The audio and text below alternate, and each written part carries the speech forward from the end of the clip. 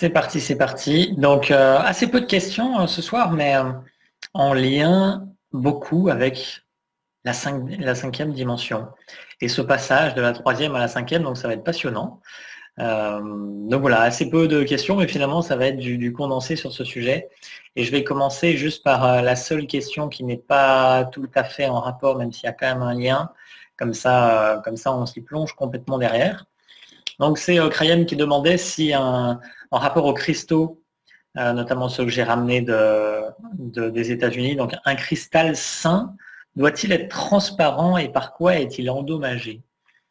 Donc ça c'est si vous voulez acheter des cristaux par exemple, donc évidemment ça ne sera pas les mêmes que ceux que moi je peux avoir parce qu'ils sont spécifiques à l'Arkansas et donc qui sont en lien avec les civilisations atlantes et lémuriennes, mais on peut en trouver dans d'autres endroits aussi, mais c'est assez rare. Et enfin, là, il y a mon article sur les énergies cristallines pour ça.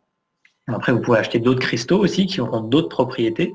Et donc, d'une façon générale, plus il est transparent, plus l'information stockée à l'intérieur va être disponible facilement. Mais ce n'est pas forcément une obligation. Voilà, c'est un critère qui, la transparence, c'est effectivement cette clarté. Donc, effectivement, plus c'est clair, plus l'information va être visible directement. Mais après, on peut tout à fait être connecté avec des cristaux qui le sont moins. Après, sur tous les cristaux, il y a, j'en ai à côté de moi, je vais peut-être pouvoir vous montrer, mais ça va être très compliqué de vous montrer, mais il y a des lignes en fait. Je vais essayer de m'approcher de la caméra, mais ouais, ça va être assez compliqué, je pense, avec la qualité.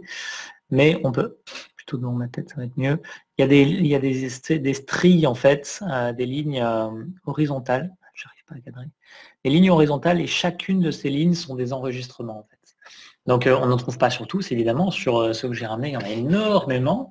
Sur ceux qu'on achète, parfois, j'ai regardé, et du coup, il n'y en a pas du tout. Donc voilà, ça c'est un critère aussi de qualité qui permet d'accéder à toute cette sagesse. Et après, il peut y avoir des inclusions, là, il y a plein de trucs. Mais et donc par quoi ils peuvent être impactés? Par pas grand-chose en fait, à moins d'être abîmés physiquement. Il n'y a pas grand-chose qui puisse les abîmer. Par exemple, les portiques aux aéroports, comme je partageais, voilà, ça n'a pas d'impact. Voilà, ils sont dans une énergie, dans une structure qui est tellement parfaite géométriquement et en accord avec la géométrie sacrée que finalement ils sont protégés d'énormément de choses. Donc voilà, ça c'était pour répondre aux cristaux.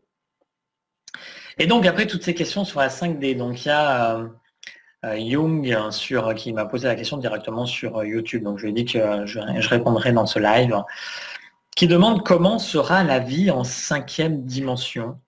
Aurons-nous toujours le plaisir de s'amuser? Je ne sais pas comment dire, par exemple un exemple, un apéro en famille ou avec des amis en soirée, ou un film à voir. C'est un peu confus son truc. Je comprends le sens d'être divin et pas être dans l'attachement, mais existera-t-il encore les films, la musique, où ça va être totalement différent?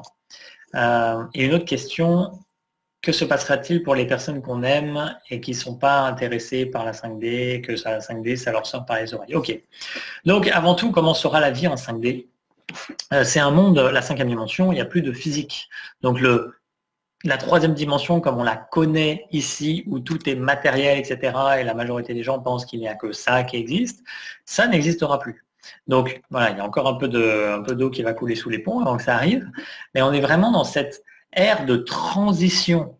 On est encore dans la 3D, et on parle de cette 4e dimension qui est une dimension de transition en fait, qui permet de faire le lien entre le physique et le non physique en fait, et donc de passer de cette 3D à 5D. C'est pour ça qu'on fait ce jump, en fait la 4D elle est essentielle, c'est juste une transition. Donc beaucoup de personnes vivent aussi déjà dans la 4e dimension, c'est-à-dire que, voilà, par exemple pour moi, c'est une évidence, je ressens l'énergie au-delà de tout ce qui est physique, et voilà, ça n'empêche pas de vivre pleinement cette expérience 3D, puis il y a des personnes qui s'oublient aussi là-dedans, qui sont attachées au truc spirituel et qui oublient d'être vraiment ici. Mais la vie, forcément, une fois que la 5D sera vraiment instaurée, sera complètement différente. On n'évoluera plus sur un plan physique. Donc ça sera très différent.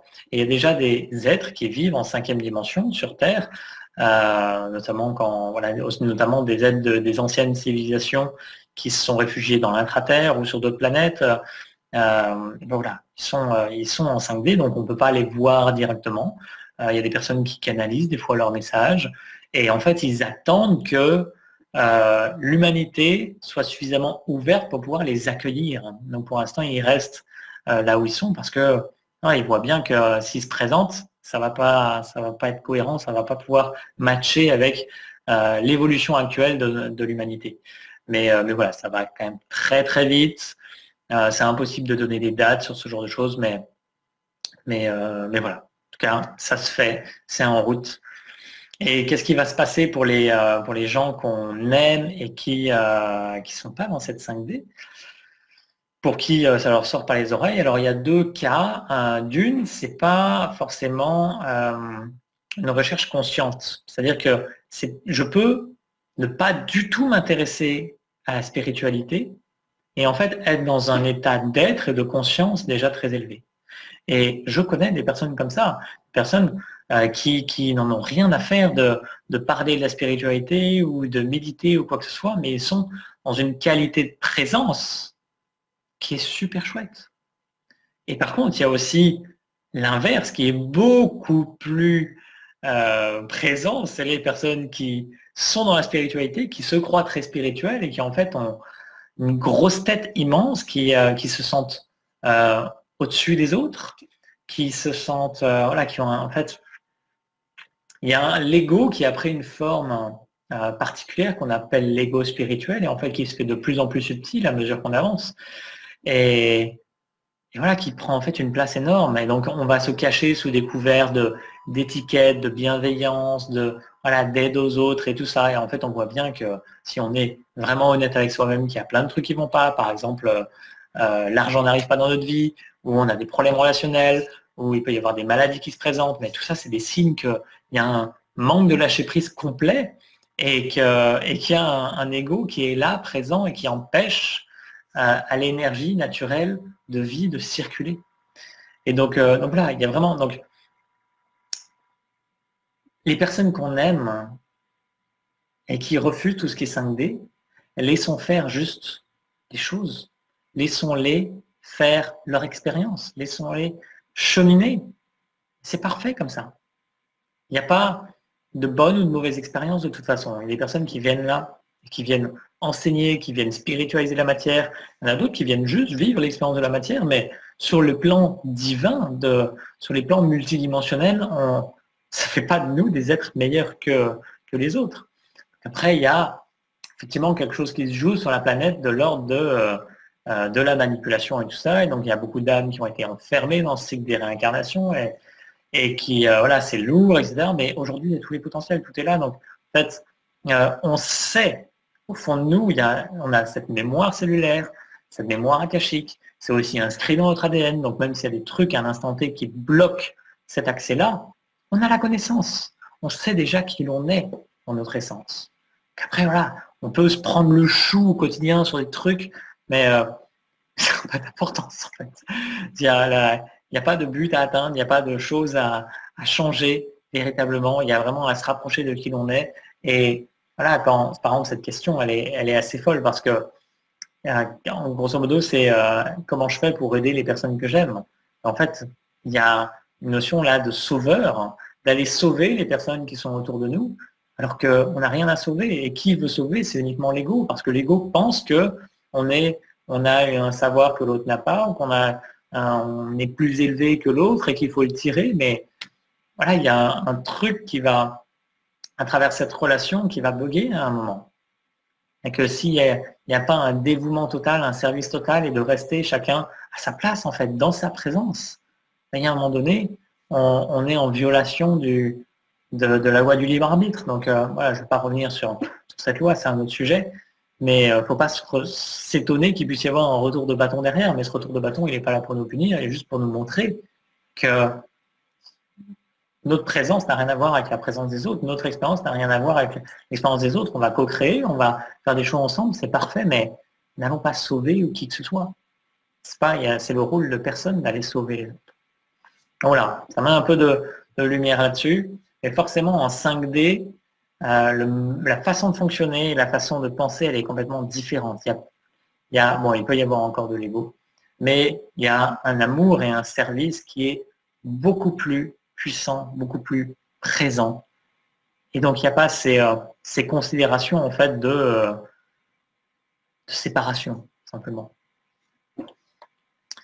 Voilà, je vais voir comment ça se passe dans le chat. Ok, ça bouge pas trop. Question suivante, donc de Krayem, à propos de la 5D. D'après cette photo, donc bon, il y a la photo dans les questions-réponses dans les questions plutôt de préparation à cette session.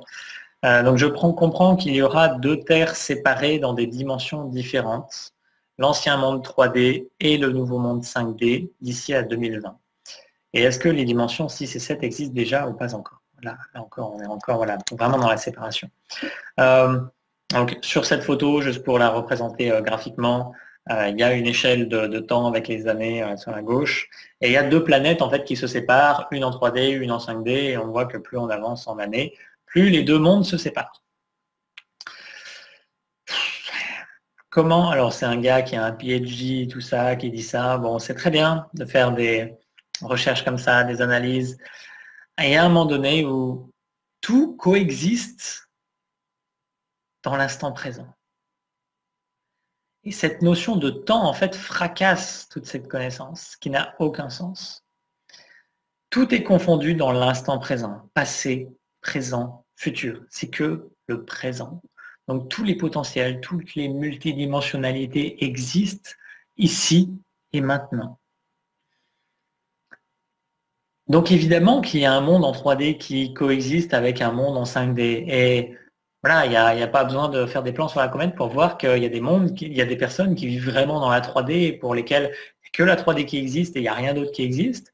Et des personnes qui sont beaucoup plus ouvertes, qui vivent des expériences magiques ou avec les peuples invisibles, ou voilà, il y a des miracles qui se produisent dans leur vie. Et voilà, on voit bien que ces 2 types de personnes n'ont pas choisi de vivre les mêmes expériences.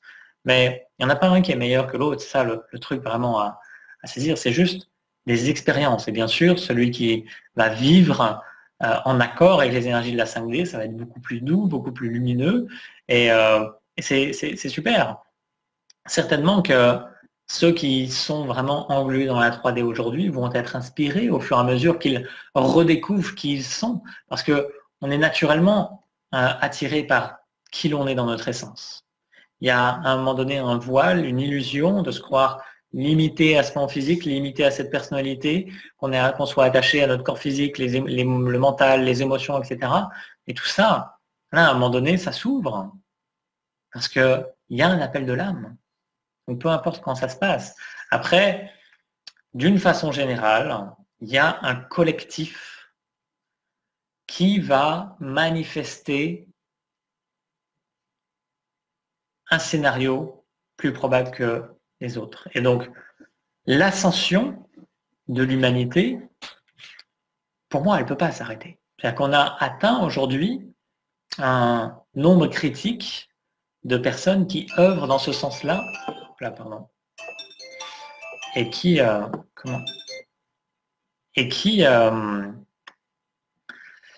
pardon, ça m'a fait perdre le fil. Donc un nombre d'êtres suffisant pour faire qu'il y ait cette bascule, qui fasse que la 5D puisse vraiment s'incarner. Mais tout existe déjà, la 7e, la 6e, la 7e dimension, et toutes les dimensions, je ne sais pas à combien ça va, mais peu importe en fait, mais je sais qu'il y en a énormément des dimensions. À une époque, on disait que ça s'arrêtait à 72, mais en fait, ça va beaucoup plus loin. Et des êtres qui vivent dans les différentes dimensions, il y en a déjà partout. Donc, notre Terre, aujourd'hui, Gaïa bascule dans cette 5e dimension et favorise ce terrain pour que des êtres puissent évoluer dans cette 5e dimension. Pas que Gaïa qui œuvre, bien sûr, c'est tout notre système solaire aussi.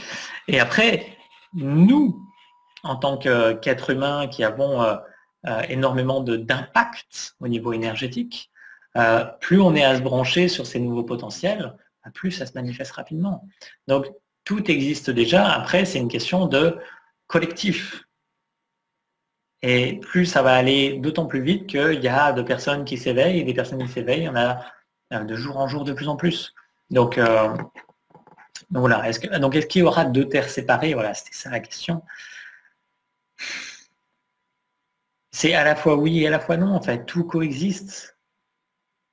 Mais il y aura un choix collectif qui sera la réalité du plus grand nombre. Et ceux qui ne peuvent plus, qui choisissent de vivre selon une fréquence différente de la 5D, seront amenés à changer de plan à un moment donné. Mais la Terre, comme on la connaît aujourd'hui, va effectivement basculer en 5D. C'est le schéma logique. Donc, à moins qu'il y ait des forces contraires qui jouent énormément sur le collectif et qui fassent que ça ne devienne pas possible, mais personnellement, je n'y crois pas. Je vois pas comment ça serait possible. Puis, en fait, ce que je comprends pas, c'est que je ressens déjà que c'est déjà là. Donc, bon, voilà, c'est la question est même déjà obsolète pour moi. C'est déjà là, c'est en train de se manifester. C'est pas parce que je le vois pas avec mes yeux ou que mes sens le voient différemment que je le sais pas à un autre niveau. Et là, il y a énormément de personnes qui le ressentent déjà ça. Donc, en fait, je remarque en même temps que je parle que c'est un sujet extrêmement difficile à traiter parce qu'on est obligé de penser différemment, de parler différemment, de ressentir différemment pour saisir ne serait-ce que ce qu'est la 5D. J'essaye de mettre des mots là-dessus. Dans l'énergie, c'est une évidence pour moi, mais dans les mots, c'est difficile parce qu'on vient enfermer quelque chose, en fait, qui a pour vocation à s'ouvrir. Donc après, toutes les dimensions sont déjà là. On peut se brancher à toutes les dimensions. Vous pouvez vous brancher à votre moi futur qui vit déjà peut-être, je sais pas, dans la xème dimension et vous connecter à la sagesse qu'il a, aux compétences qu'il a développées. Ça va vous inspirer. C'est pour ça que je suis notamment allé chercher ces cristaux parce que ça nous ramène à des parties de nous-mêmes qui sont plus élevées. Et en les mettant dans les rivières ou dans différents lieux, on vient renforcer cette grille cristalline qui vient nous inspirer, qui vient nous enseigner, qui vient révéler qui l'on est, qui vient activer tous nos systèmes énergétiques. Et voilà, en fait, ça devient accessible et ça devient plus léger, ça devient plus dans l'amour, dans la co-création, dans l'union. Voilà. Et alors, Florence rajoutait une question par rapport à celle-ci, c'était ça voudrait dire que nous vivons déjà dans deux mondes séparés tout en étant à la fois ensemble. Voilà, ça c'est une réflexion déjà qui est beaucoup plus 5D. Oui, oui, Florence, c'est exactement ça. Je vis sur les différents plans. Je suis sur les différents plans. J'ai l'impression d'être limité parce que là, dans cette 3D, j'ai l'impression d'être limité. Et c'est parce qu'il y a cette 3D, ce plan limité, que j'ai l'impression qu'il n'y a que ça qui existe. Et tout est confondu. Quand on aura suffisamment ouvert notre conscience au tout, on verra que tout est là. Là, on a l'impression qu'il n'y a que ça. Puis tout est déjà là. C'est parce que je suis en bas de la pyramide, donc je ne vois pas ce qu'il y a en haut de la pyramide. Mais quand je serai en haut de la pyramide, je verrai tout ce qu'il y a en dessous. Et en fait, c'est juste une question d'ouverture.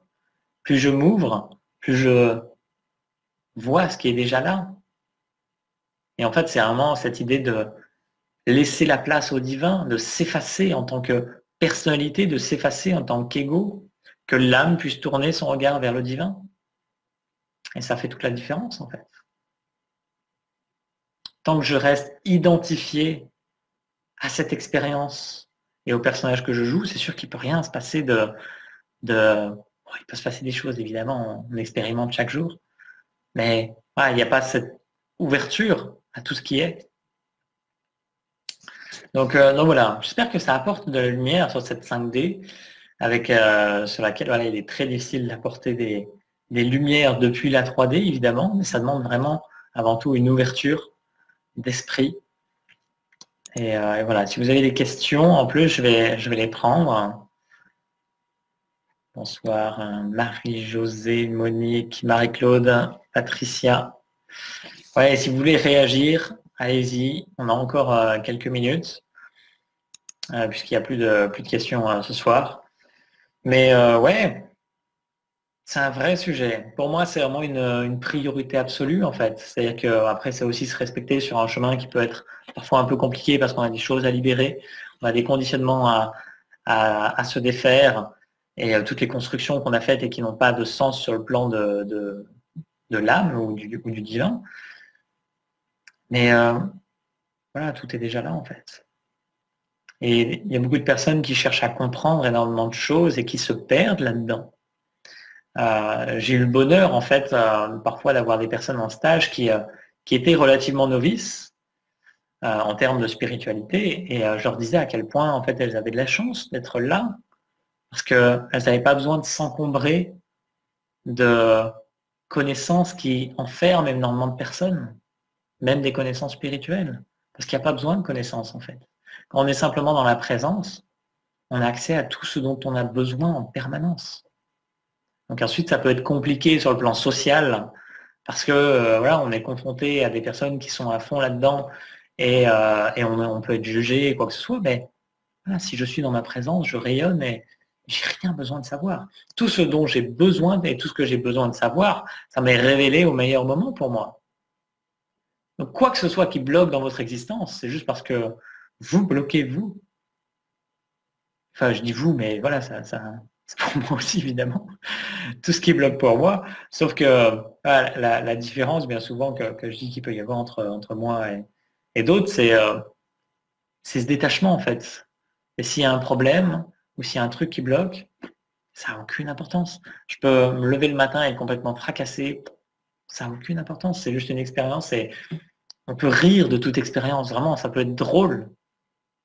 Rire d'une situation dramatique ou négative ou conflictuelle ou quoi que ce soit. Tout n'est qu'expérience. À partir du moment où je souffre, c'est juste parce que je suis dans une séparation et que, bon, bien sûr, si je perds un être cher du jour au lendemain, ben, ça peut être souffrant. Mais quand je vis sur un plan plus élevé que celui de la troisième dimension, je vis les choses autrement et je peux rester en lien avec cette âme et je sais qu'elle est là, je sais qu'on est toujours ensemble et cette séparation, elle est illusoire en fait. Donc il y a voilà, tout s'ouvre en fait. Ce qui n'empêche pas qu'il puisse y avoir des expériences, c'est sûr, souffrantes sur ce plan physique. Et voilà, on est encore là ici pour justement libérer tout ce qui reste à libérer. Voilà, je reviens. Alors, Valérie, n'est-il pas plus simple de vivre la 4D auprès des éléments? Je comprends pas, c'est quoi les éléments? Auprès des éléments. Est-ce que tu peux préciser, Valérie, parce que je sais pas ce que ça veut dire les éléments pour toi. Marie-Claude, quand tu dis que les gens de la 3D seront obligés de partir de la Terre, ça veut dire qu'ils vont mourir? Potentiellement, oui. Après, les transferts peuvent se passer différemment, tout comme les naissances peuvent se passer différemment de la procréation classique par laquelle on passe par la sexualité. Voilà, il y a l'âme qui s'incarne peut passer par d'autres chemins, l'âme qui se désincarne. Voilà, il peut. Mais oui, pour faire simple, ça va se passer comme ça. Ouais. Mais après, je sais pas, je peux pas donner de date et en plus, voilà, c'est juste inintéressant de donner des dates. Mais ça peut arriver vite comme ça peut arriver plus tard. Mais après, la surprise, ça peut être d'observer les personnes que l'on croit vivre à fond dans la 3D, alors qu'en fait, ils sont dans une présence qui parfois est plus élevée que celle dans laquelle on est. La nature, Nicolas, les éléments, donc ok, la nature, hein. Si, préciser. En fait, plus simple de vivre la 4D auprès de la nature. En fait, j'ai encore du mal à saisir la question que tu veux vraiment poser. Ça veut dire quoi plus simple en fait? Tu peux, en fait, la présence, être dans sa présence, c'est peut-être faite de partout. Après, dans la nature, ça va peut-être être plus simple pour toi et pour beaucoup de personnes parce que il y a ce contact plus vivant. Mais ça ne veut pas dire que je ne peux pas être complètement moi-même et complètement éveillé dans une ville ou entouré de béton. Tout comme j'aime bien ces personnes qui se nourrissent de prana et qui disent mais je peux me nourrir de prana dans une cave en fait. Je n'ai pas besoin d'être au soleil ou dans la nature. C'est plus facile dans la nature parce qu'il y a plus de sources qui vont entrer en résonance avec notre énergie et tout ça. Mais dans les villes, c'est possible aussi. Donc après, on est naturellement attiré de toute façon. Moi, je vois bien que je suis attiré de plus en plus par la nature et bien que je vive encore en ville, il y a un appel de la nature, donc il n'est pas pour tout de suite, mais c'est une évidence. Donc voilà, après, chacun fait ses choix en fait d'expérience, simplement. Il n'y a pas de bonne ou de mauvaise décision, encore une fois. Voilà, chers amis, si vous avez une question de plus, je la prends. Et puis sinon, on va clôturer tout doucement pour ce soir.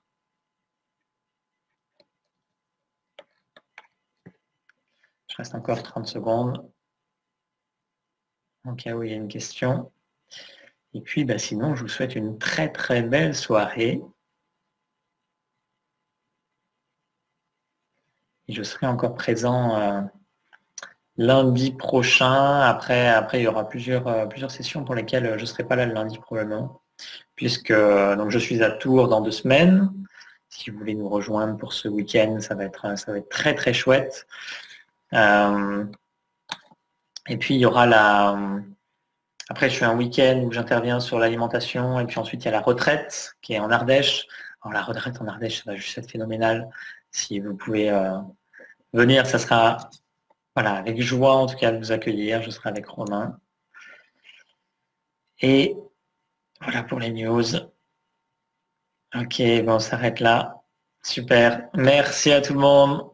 Namasté, prenez soin de vous, cultivez votre présence, votre joie, votre enthousiasme dans votre vie. Il y a que ça qui compte. Et je vous dis à très très bientôt.